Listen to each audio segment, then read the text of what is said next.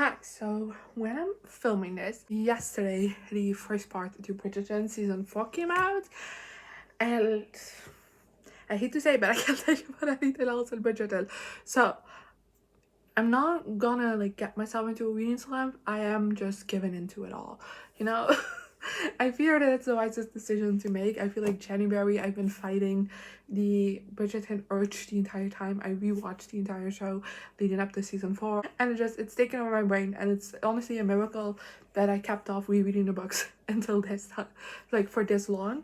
So I feel like I already should have thought myself before we've gotten, but I'm not gonna let it go further because generally I feel like I found my reading suffering on the road because all I want to do is read Bridgerton, and I find it so hard to kind of like keep my attention on any other book. So that's what I'm gonna be doing today. I'm gonna be reading 3 Bridgerton books. These are my 3 favorites because that's the most fun. So I'm just first gonna tell you the books that I'm rereading, and then we're gonna get into this. So of course the book I'm reading, of course, the book I have to reread is An Offer from a Gentleman by Quinn. I have in fact already started this reread. I'll tell you about it in a minute. But this is Benedict and Sophie's book, which considering it's their season, I have to reread this. I'm also very curious with this because from what I remember from the book, the show so far has been extremely faithful to the book, at least comparatively to other seasons. So I think it's gonna be fun to reread this with that in mind. And then I, of course, as always, Paul and Season, baby. Romance in Mr. Bridgerton also had to be on the list. This is my favorite Bridgerton book, and I reread this when the trailer for season 3 came out. So I did not even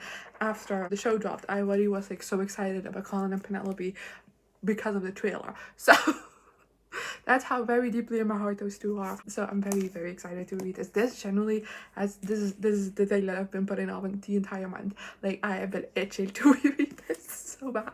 And then underrated gem on the way to the wedding. This is Gregory's book, and of course for the show we're not getting to Gregory for a very long time, so I don't really feel bad reading this now. And I've also kind of been itching to because Gregory's book is special to me, man. I feel like amongst the entirety of the Bridgerton fandom, I feel like there was such a disagreement upon like favorites and least favorites among different fans, which you know is totally fine. Like there's 8 different books. It makes sense that everyone has different favorites, but I feel like everybody loves Gregory's book, and I totally agree with that. This book is so much fun, and I don't know, I've been craving to reread this one as well now that I'm kind of like in my Bridgerton brain mode. So I'm just gonna let it happen, and then by the time his season will come around, I will have forgotten all about this reread anyway, so it doesn't matter. So that's the plan for today. Anyway, like I said, I already started An Offer from a Gentleman today.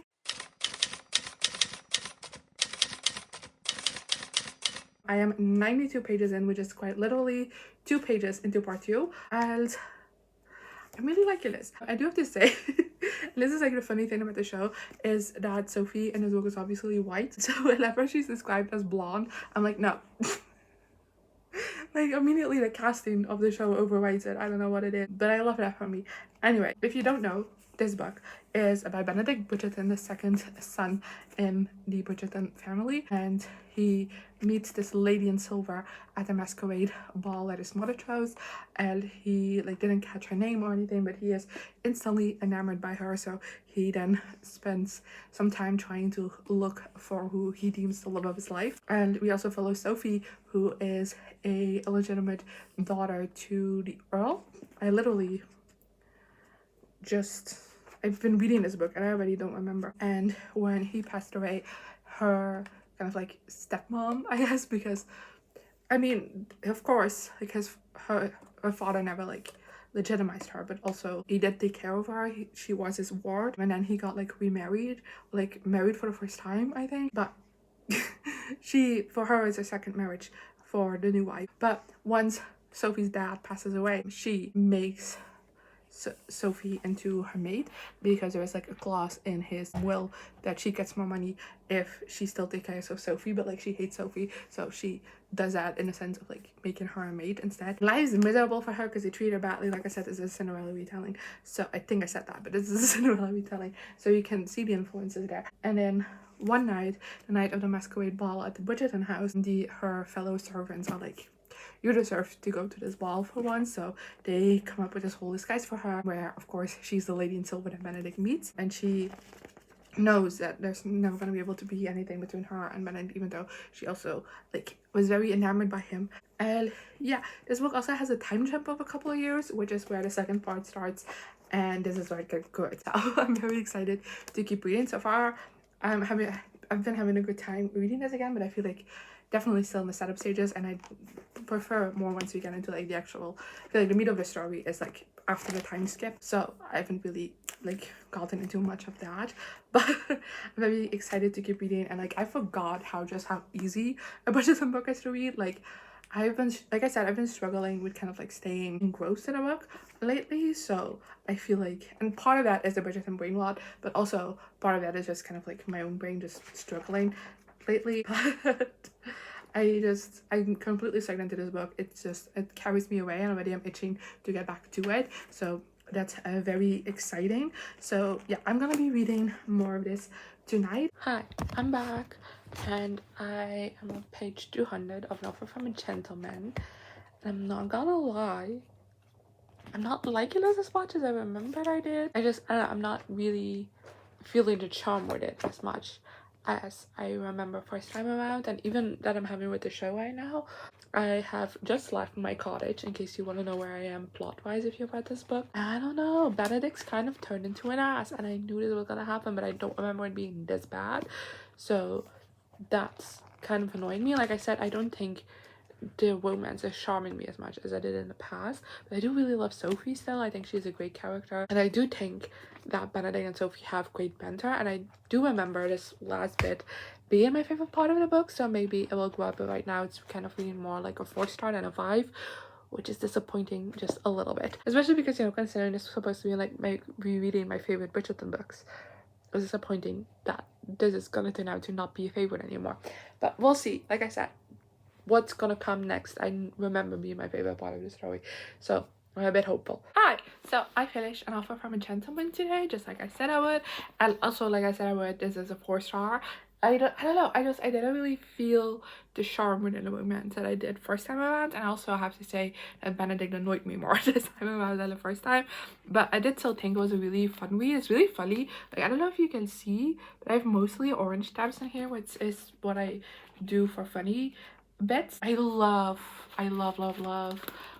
towards the end where we're in, like, let's say Bridgerton house where with Violet, and we get to see a lot of Hyacinth, Francesca, and Eloise, and those are like my favorite scenes. I love it so much. I love how Sophie fits with Lad as well, and I do think that the romance does have like its moments, and I love Sophie. I think she's a great character, but like I said, I do think there's just Benedict's a bit selfish at times in this book, and it gets kind of annoying where he just like doesn't want to see things Sophie's way, even though Sophie has explained a billion times how she view things, why she won't do things so like that without spoiling anything, and Benedict just like is not listening. That's very frustrating. I hope they change that for the show, but there's also enough pink in here, enough moments in here that do feel like good romance moments. I had a lot of fun reading this. I read it very quickly. It's definitely a 4-star, and I get why upon first read I would give it a 5, but I am very sad that I kind of like lowered a bit in my thoughts, if that makes sense.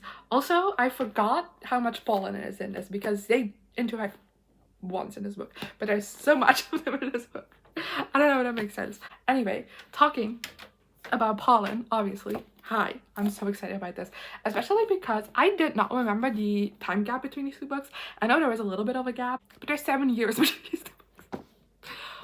That's shocking, because the epilogue is basically when this book starts, because it does involve Lady Whistledown as well, just wrapping up Benedict and Sophie's story, but they mention that they've been married for 7 years. The show would never had big of a time jump. I'm very excited to get into this. I love pollen so much.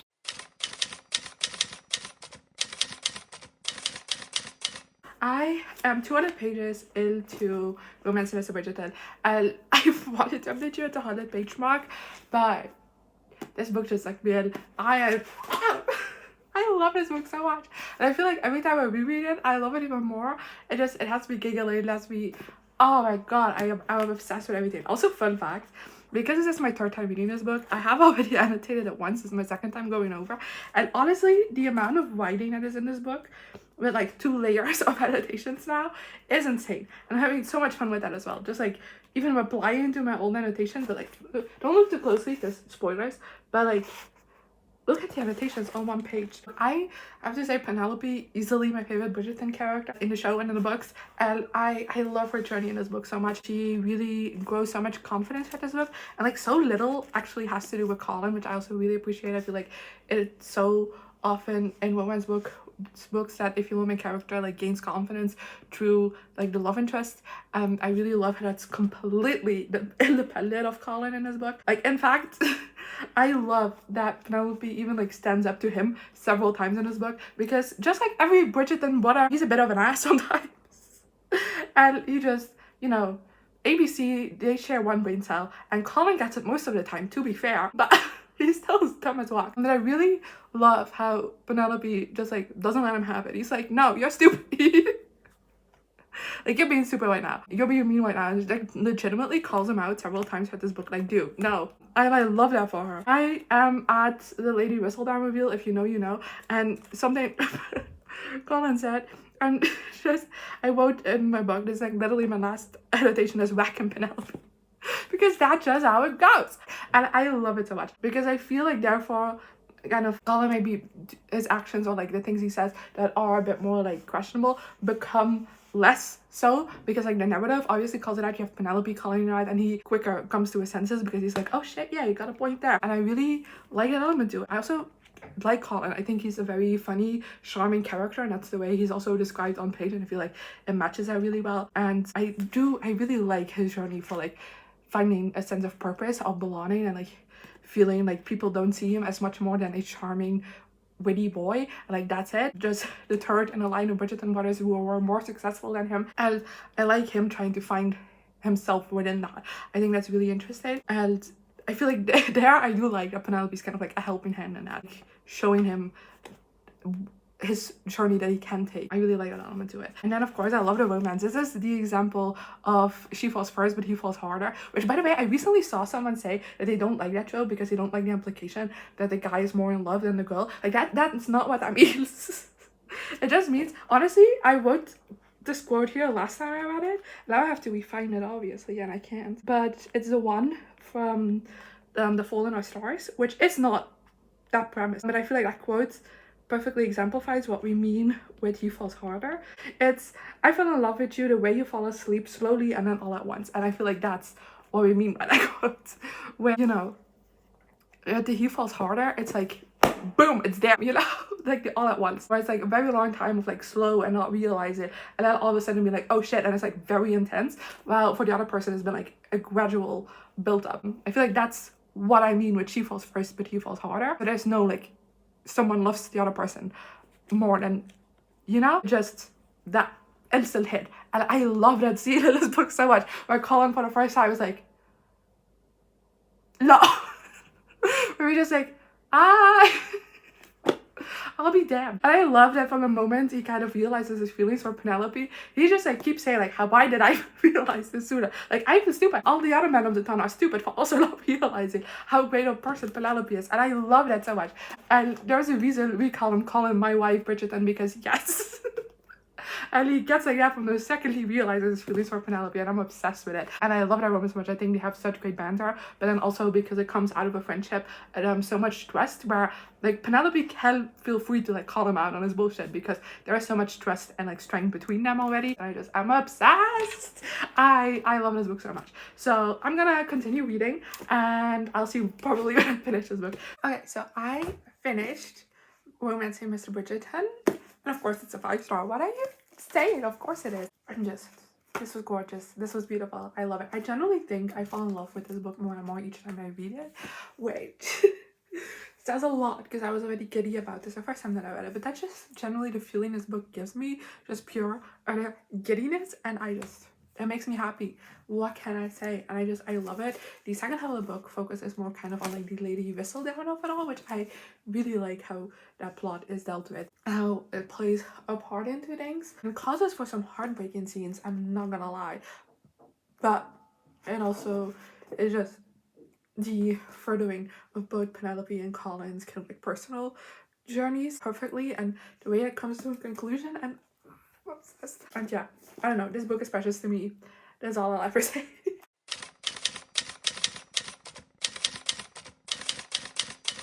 Hi, so I've started On the Way to the Wedding. I am 100 pages in and I thought I'd tell you about it. So this one is Gregory's story, obviously, and Gregory is a hopeless romantic. Having seen all of his siblings fall in love, he wants nothing less than a love match, and when he goes to like an event held by Kate and Anthony, he sees a girl across the room. It's like, that's her, that's the love of my life. And he immediately falls for her. Problem is that she's kind of like very popular and like every man is in love with her, and she is in love with her father's secretary. Thing is, her best friend Lucy doesn't want that to happen. She doesn't think that's practical. It will be a nightmare for her socially, like for her best friend. So she kind of is encouraging her best friend, her name is Hermione by the way, is encouraging Hermione to pursue maybe some of these gentlemen interested in her. And when Gregory kind of comes along, she is actually helping Gregory to seduce Hermione. But of course then Lucy and Gregory fall in love. Only issue is Lucy is betrothed to someone else. It's the drama, you know. This book is kind of based upon like soap operas, and even though I'm on pages in, there not a lot of drama has happened, I'm so excited for what's gonna happen. As you might guess from the title even, because I know, and mainly from what I remember, it was mainly the ending, which gets what that goes full soap opera, and I'm so excited for that. But so far, I am also just really liking it. I feel like it's very delightful read. I really like the interactions between Gregory and Lucy. I think they're really sweet. And that, where I am right now is kind of moments where you as like me as a reader, I can tell that they're obviously like catching feelings for each other, but they themselves are not realizing it, and I'm just like, you know what I mean? I love those moments. I live for those. And then something I'm also loving is just Gregory's dynamic with Kate and Anthony, because it's so precious to me. I don't know why. I'm having a good time with this book. That's all that matters to you. Hi. So I'm 200 pages into On the Way to the Wedding now, and I definitely am at a point in the story where things have shifted a little, and where we're getting to the point where I remember more of it, and we're getting into the drama, and I don't know, I'm just having a really good time with this book, and just it kind of feels a little bit like reading it for the first time again, especially because these 200 pages I didn't remember the most from. Like I said, I think most of what I remember is gonna happen in this next little bit, but I just really like Gregory as a character. I think he's really fun. I really love his dynamic with Lucy. I also like her as a character. She's like very kind of like prim and proper and like very organized and like set in her ways, and I really like that. I feel like it's very different from all of the other Bridgerton girlies, but I really like that element to it as well. Like I said, my favorite part of this is so far like Gregory's like relationship with Anthony and Kate. I think it's so sweet, so I really like that element to it as well. But like I said, now we're kind of at a turning point within this story where we're not anymore at the house party that Kate and Anthony are throwing, and we are like in a different setting and stuff, so things are going to change a bit more. And like I said, we've introduced the drama a bit more, and like I'm reading it up, having a good time, and it pains me to have to put this book down to give you this update, because I'm generally just, I don't know, just a delight to read, if that makes sense. So I finished the book. I read this. That's the only thing I did today. So I quite flew through it, and of course it's another 5-star. I feel like I've been gushing about this book enough, and like generally like that last bit that I just read is where all the drama is. It's where the soap opera comes in, and it's not gonna be for everyone, but honestly, if you just go with the flow and have fun with it, it is so much fun. And it's like so tense as well. I really like the relationship between Lucy and Gregory. I feel like it's very sweet. I feel like generally they are the characters that say I love you to each other the most in their book, because once they like said it once, they just keep saying it to each other, and there's just something like very precious and sweet about the relationship, where it also kind of is a bit, I wouldn't say it's a slow burn, because it's definitely not, but it is a bit more compared to some of the other Bridgerton romances. It is like a bit more of a slow falling in love rather than like an instant falling in love, and I don't know, I really like seeing that progression, seeing that relationship development. I think the tension of kind of what keeps them apart is also very interesting and well done. But besides that, this is just a vibe, man, and it's fun. And that's why it's a 5-star. Anyway, that was my vlog, me reading Bridgerton books. I had a good time, honestly. I do have to say I'm a little Bridgerton out right now, which is good. It's just like another week and a bit until the second half of the season comes out. And I'm saying there's another 2 weeks until the second part of the season comes out. So by then I'll be recuperated and back into like the full Bridgerton brain, what I'm sure. But right now I feel like I've burned out on everything that I have, you know. So It's good. Anyway, let me know in the comments what you thought of these books if you've read them. I would love to gush with you, and hopefully I will see you next time. Good. Here I am again, the same old situation. Why does the God thing have to be so complicated? I should have played it cool instead of made a fool.